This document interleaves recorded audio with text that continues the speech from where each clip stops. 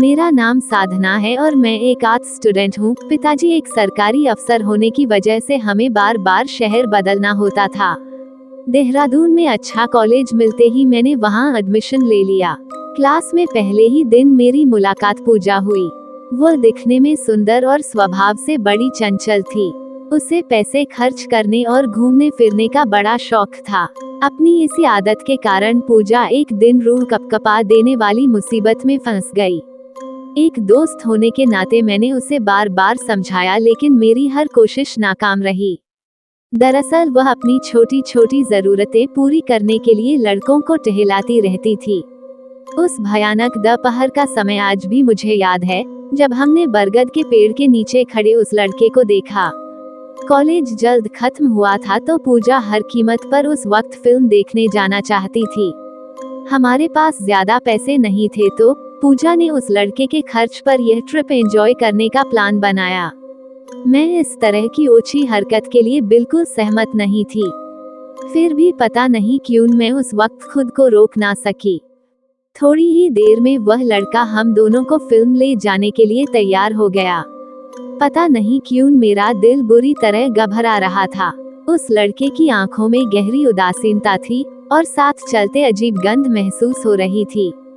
हम तीनों चलते चलते सिनेमाघर के पास जा पहुँचे तो अचानक वह लड़का झाड़ियों के पास रुक गया। ये बड़ा अजीब था। मैंने और पूजा ने उसे हाथ से इशारा करके सिनेमाघर की ओर आने को कहा, लेकिन वह उदासीनता भरी निगाह से हमारी ओर देखता रहा। अब मैं खतरा भाप चुकी थी। कुछ तो ठीक नहीं था। मैंने पूजा को उसकी ओर जाने से रोक दिया, लेकिन वह मेरा हाथ झटक कर उसकी ओर बढ़ गई। एक पल के लिए जैसे मेरे पैर वही जमीन में गड़ गए।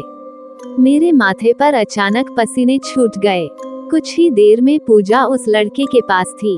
वो उसे जल्दी से साथ आने को शायद बोल रही थी, ताकि पिक्चर शुरू ना हो जाए। शायद पूजा को यह मलाल था कि कहीं वह लड़का कोई बहाना बनाकर मुकर न जाए। मैं दूर से उनकी बहस साफ साफ नहीं सुन पा रही थी। अचानक उस लड़के ने पूजा की कलाई पकड़ ली और वह उसे झाड़ियों के पीछे खींचने लगा। ये सब देखकर मेरे रोंगटे खड़े हो गए और मेरी चीख निकल गई।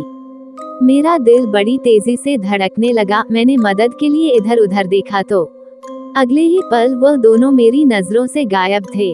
मैं रोती चीखती उनकी ओर दौड़ पड़ी। शायद मुझे थिएटर की ओर जाकर लोगों से मदद लानी चाहिए थी, लेकिन इन दोनों की ओर भागना मेरा त्वरित निर्णय था। मैंने पास जाकर छानबीन की तो वहां पूजा जमीन पर बेसुध पड़ी मिली। उसके चेहरे पर खरोंचे जाने के निशान थे।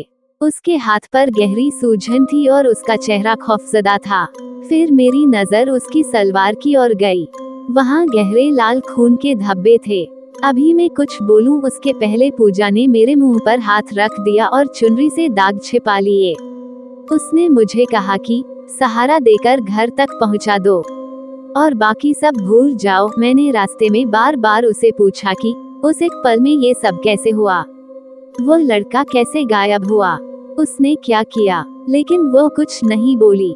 घर पहुंचने पर मैंने पूजा को हमारी दोस्ती की कसम भी दी, ताकि वह मुझे सच सच बता दे कि वहाँ हुआ क्या था। लेकिन आंसू भरी निगाहों से वह सिर्फ इतना बोली कि अगर तू अपनी इस दोस्त को जिंदा देखना चाहती है तो इस हादसे के बारे में मुझसे कुछ भी नहीं पूछोगी।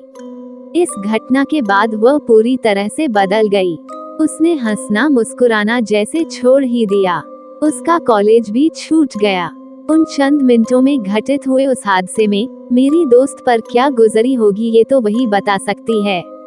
आज भी मैं देर रात में खौफ से जाग जाती हूँ और सोचती हूँ कि काश उस मनहूस दिन को मैं अपनी और पूजा की जिंदगी से निकाल सकती। यदि ये कहानी आपको पसंद आई हो तो अपने दोस्तों और अन्य लोगों के साथ शेयर जरूर करिएगा।